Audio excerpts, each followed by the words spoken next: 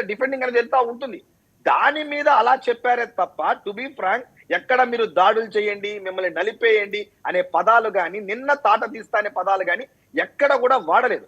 మీరు సోషల్ మీడియాలో వచ్చిన దాని మీద మీరు తిరగబడండి, మీరు తిరిగి కౌంటర్లు ఇవ్వండి అని చెప్పారు. అంతవరకే. మీరు కుమిలిపోవద్దండి, కుంగిపోవద్దండి అని చెప్పారు అంతే తప్ప నాకు తెలిసి నేను అలా మాట్లాడలేదు సార్. ఇంకోటి సార్, ఎందుకు ఎందుకు ఎందుకు అంత పర్టికులర్ గా కళ్యాణ్ గారు అలా చెప్పారు, దాన్ని తాట తీస్తాం పడదీస్తామంటే ఇప్పుడు కూడా చూడండి, ఈ మధ్య కాలంలో కూడా పవన్ కళ్యాణ్ గారు ఎందుకు ఆ మాట అనాల్సి వచ్చిందంటే, వైఎస్ఆర్సీపీ అధినేత ఎప్పుడైతే రోడ్ల మీదకి వస్తారో వచ్చినప్పుడంతా ఏదో ఒక అడావిడి, అక్కడ ఏదో ఒక రప్చరు, రపారప అనే పోస్టులు, చివరికి పెట్టుబడులు రావాలన్నా కానీ, ఎవరైనా ఇన్వెస్టర్స్ ఈ పక్క చూడాలన్నా కానీ, ఆంధ్ర రాష్ట్రంలో లా అండ్ ఆర్డర్ లేదు అనే ఒక ఎన్విరాన్మెంట్ ని క్రియేట్ చేయాలనే ప్రయత్నం వాళ్ళు చేస్తున్నారనే ఉద్దేశంతో మేము నిలబడతాం, మేము స్ట్రాంగ్ గా ఉంటాం, ఎవరైనా ఎక్స్ట్రా చేస్తే తాట తీస్తామనే కాన్సెప్ట్ ఎక్కడైనా ఉంటుంది. అంతెందుకు ఉత్తరప్రదేశ్ లో తీసుకున్నట్టయితే మీకు యోగి ఆదిత్యనాథ్ గారు ఆ రోజు 2017 వరకు, ఆయన రాకముందు వరకు అదొక జంగిల్ రాజ్ అని చెప్పేవాళ్ళు యూపీని. అలాంటి చోట్ల కూడా బుల్డేజర్ సీఎం గా ఆయన ఏదైతే తీసుకొచ్చారు ఒక ప్రాసెస్ ని, ఈ రోజు యూపీని మొత్తం కూడా సెట్ చేయడం జరిగింది. ఎవరైతే దొంగలు, డెకాయిట్లు, ఎవరైతే పబ్లిక్ ని ఇబ్బంది పెడతారో, ప్రజల్ని దోచుకోవడానికి ప్రయత్నిస్తారో, గంజాయి ఇలాంటి స్మగ్లర్స్ ఎవరైతే ఉంటారో అలాంటి వాళ్ళని తాట తీస్తారన్నారు తప్ప వైఎస్ఆర్సీపీ వాళ్ళని కాదే. ఎక్కడ కూడా వైఎస్ఆర్సీపీ పార్టీ వాళ్ళ కానీ, వైఎస్ఆర్సీపీ కేడర్ కానీ, వైఎస్ఆర్సీపీ పార్టీ పేరు చెప్పి కానీ ఎక్కడ కూడా పవన్ కళ్యాణ్ గారు తాట తీస్తామని మాట చెప్పలేదే.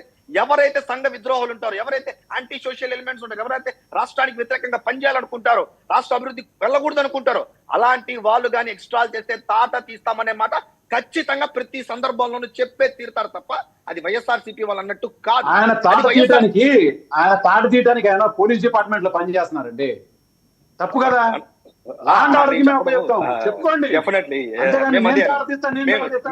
మేము ఎవరినంటున్నామంటే యాంటీ సోషల్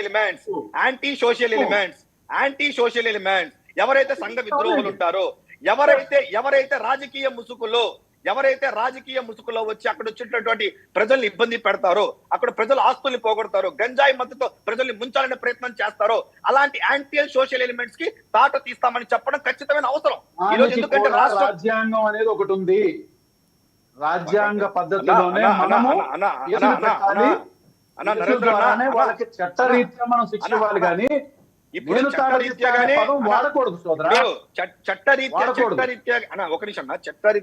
ఈ రోజు మిథున్ రెడ్డి గారిని ఎక్కడ కూడా జగన్మోహన్ రెడ్డి తాట తీస్తా అని చెప్పలేదు కదా, పవన్ కళ్యాణ్ గారు ఎక్కడ కూడా తాట తీస్తామని చెప్పలేదు కదా. చట్టరీత్యాగా ఈ రోజు లోపలికి వెళ్ళారు.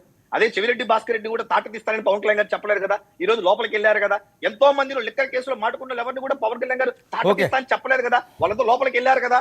కాబట్టి ఎవరైతే యాంటీ సోషల్ ఎలిమెంట్స్ ఉంటారో, సంఘ విద్రోహులు ఉంటారో, అలాంటి వాళ్ళని మాత్రమే తాట తీస్తా చెప్పడం చాలా చాలా అవసరం కూడా ఉంది. ఏంటి వంగవీటి గారు అది చూడాల్సిందంటే మీరు యాంటీ సోషల్ ఎలిమెంట్స్ అయినా కానీ you doesn't have any right ఆ పదజాలం మార్చుకోవాలి.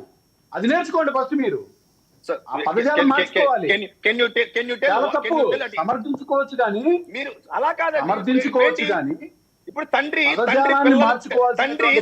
పిల్లలు ఒక నిమిషం, ఒక లెక్చరర్ గాను ఒక తండ్రి గాను పిల్లలు తప్పుదారి పడేటప్పుడు తాట తీస్తాం జాగ్రత్తగా ఉండడం అని మాట అంటారు. తప్పుదారు పట్టిన ప్రతిసారి తాట తీస్తామనే మాట ప్రతి తల్లి ప్రతి తండ్రి కూడా అంటారు. ఆ కోణంలోని చూడాలి తప్ప తండ్రికి నీకు రైట్ లేదు, తల్లికి నీకు రైట్ లేదు, టీచర్లుగా రైట్ లేదు కదా. తల్లి తండ్రి అనేది వాళ్ళ పిల్లలు అంటారండి, రాష్ట్ర ప్రజలను అంటానికి ఆయనకి హక్కు లేదు. రాష్ట్ర ప్రజలు అనట్లేదు, యాంటీ సోషల్ ఎలిమెంట్స్ అంటున్నారు. రాష్ట్ర ప్రజలు యాంటీ సోషల్ ఎలిమెంట్స్ అంటున్నారు.